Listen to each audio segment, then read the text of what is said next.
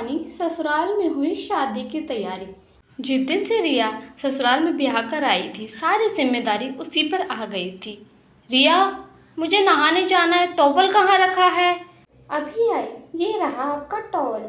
बहू बहू, अरे चाय आज ही मिल जाएगी या कल तक का इंतजार करना पड़ेगा? जी अभी लाई। सारा दिन बस कभी ये काम कभी वो काम।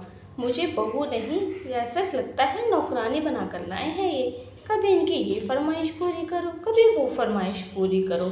इससे अच्छा तो मैं कनाडा वाले लड़की से शादी कर लेती जो मुझे रानी बना कर रखता। बस पापा के कहने से मैंने यहाँ पे शादी कर ली और अच्छी फंस गई। पूरा दिन इनकी फरमाइशें पूरा करते रहो। इससे अच्छा तो मैं अपने मायके ही रहती, सब लोग मेरा कितना ध्यान रखते थे। अरे बहू, चाय बनाने का मन नहीं है तो बता दो। जी माँ अभी लाई, बस बन गई है चाय।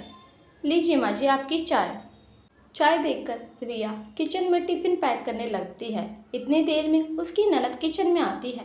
भाभी, मेरा टिफ़िन पैक हो गया तो आप मुझे दे दीजिए, मुझे कॉलेज जाना है। हाँ हाँ, आपका टिफ़िन पैक हो गया, ये लीजिए। काजल उसकी ननद टिफ़िन लेके वहाँ से चली जाती है। रिया इकलौती बहू होने के कारण घर वालों का खूब ध्यान रखती, पर अंदर ही अंदर किलसती रहती थी कि कोई भी उसकी परवाह नहीं करता। बस सबको अपने अपने कामों की पड़ी रहती है और पूरा दिन बस वह काम ही करती रहती है और वह अपने पे ध्यान भी नहीं दे पाती। एक दिन काजल अपनी ग्रेजुएशन कंप्लीट कर लेती है। उसकी माँ कमला बोलती है अपनी बहू से कि पड़ोस वाली बिमला काजल के लिए रिश्ता लेकर आ रही है। फिर संडे वाले दिन काजल अपने चेहरे पर ब्लीच लगाकर आती है। माँ बोलती है, हाय मेरी रानी बेटी, ऐसे ही बस अपना ध्यान रख, अपने चेहरे को ऐसे ही चमकाते रह, फिर देख मैं तेरे लिए कितना बड़े रिश्ता लाती हूँ। रिश्ते से क्या, इसे भी मेरी तरह नौकरानी बन के काम ही करना पड़ेगा। हमारे पड़ोस वाली बिमला जी ने, मैंने बताया था ना, एक रिश्ता बताया है। हाँ माँ, आपने बताया तो था। हमारी गुड़िया भी ब्याह कर चली जाएगी। चलो अच्छा है, इसकी शादी होगी तो मेरा काम तो कुछ कम होगा, पीछा तो छूटेगा। इतना काम होता है मेरे लिए। चलो अच्छी बात है, शादी हो रही है तो। कुछ देर बाद ब्लीच के कारण साइड इफ़ेक्ट से काजल के फेस पर पिंपल निकल आते हैं। वह रोते रोते बाहर आती है। माँ देखो, ये मेरे फेस पे क्या हो गया, अब मैं लड़के वालों के सामने कैसे आऊँगी? बिमला बोलती है, कल तुझे लड़के वाले देखने आने वाले और ये तूने अपने चेहरे का क्या हाल बना लिया। ये देख सत्यानाश, अब लड़कों वालों को कैसे मुंह दिखाएगी? ओ माय गॉड, अब क्या होगा? अजय आप चिंता मत कीजिए, जरूर काजल को ब्लीच से एलर्जी होगी। मैं इसको मुल्तानी मिट्टी का लेप लगा दूंगी और बर्फ़ से सिकाई भी कर दूंगी। फिर उसकी भाभी काजल को मुल्तानी मिट्टी का लेप लगा देती है और अपने कमरे में चली जाती है। फिर रिया अपनी माँ के पास फ़ोन मिलाती है। ओफ़ो माँ, पूरा दिन बस काम काम काम कर कर मैं इतनी थक जाती हूँ कि बस अपने लिए टाइम ही नहीं निकाल पाती। और मेरी ननद महारानी, उसने अपना चेहरा भी ख़राब कर लिया, और उसका अगर चेहरा ख़राब होगा तो लड़के वाले देखने आएंगे तो उसे कौन पसंद करेगा? माँ, मैंने उसे अपना मेकअप भी दे रखा है ताकि वो सुंदर लगे। अरे मेरी नाजुक बेटी को कितना काम करने पड़ रहा है। अरे तू चिंता मत कर, कुछ दिन की बात है, तेरी ननद की शादी हो जाएगी तो तू आराम से रहेगी। हाँ माँ ठीक है, मैं भी जाती हूँ, घर में कुछ काम है। फिर रिया अपनी ननद के पास जाती है। काजल अपनी भाभी से बोलती है, थैंक यू भाभी, आपकी वजह से मेरा चेहरा ठीक हो गया। हाँ मेरी प्यारी ननद, तुम्हारा चेहरा ठीक हो गया, और देखना परसों तुम्हें लड़के वाले देखने आने वाले हैं, मैं तुम्हें अच्छे से तैयार करूँगी। और वो दिन भी आ जाता है जब काजल को लड़के वाले देखने आते हैं। रिया अपने पूरे घर की साफ़ सफाई में लग जाती है। अरे भैया, घर के जालों को अच्छे से साफ़ करना, काजल दीदी को लड़के वाले देखने आने वाले, घर के सोफ़े कवर सब अच्छे से चमका दीजिए।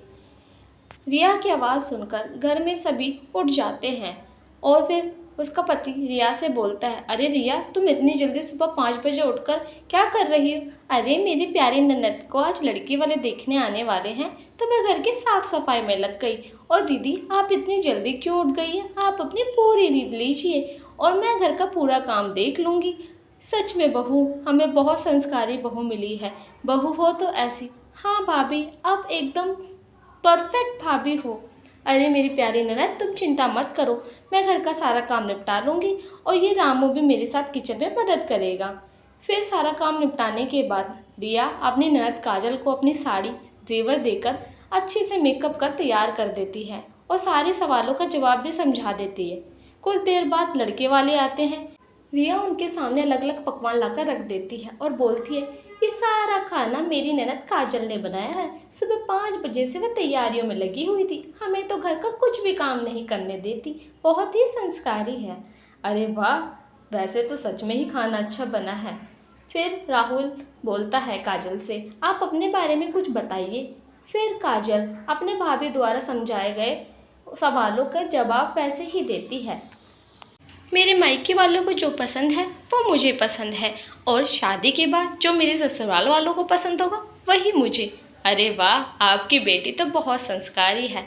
फिर लड़के वाले रिश्ता तय कर कर चले जाते हैं। फिर रिया अपनी माँ के पास फ़ोन मिलाती है। माँ, फाइनली मेरी ननद का रिश्ता हो गया, मैं बहुत खुश हूँ, मेरे ऊपर से जिम्मेदारी हटी। और रिया पंडित जी को पैसे देकर जल्दी मुहूर्त भी निकलवा लेती है। पंडित जी भी जल्दी मुहूर्त निकाल देता है। रिया बहुत खुश होती है कि उसका काम अब कुछ तो कम होगा।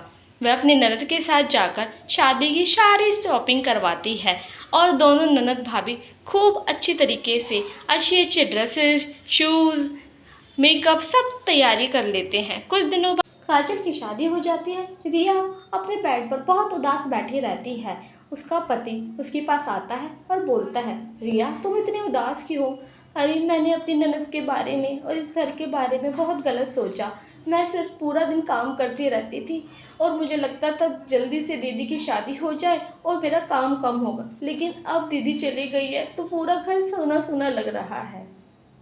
इस कहानी से यह सीख मिलती है कि बहू को भी बेटी समझे, तभी बहू बेटी बनकर आपके घर को स्वर्ग बना देगी। उसकी भी छोटी छोटी बातों का ध्यान रखें।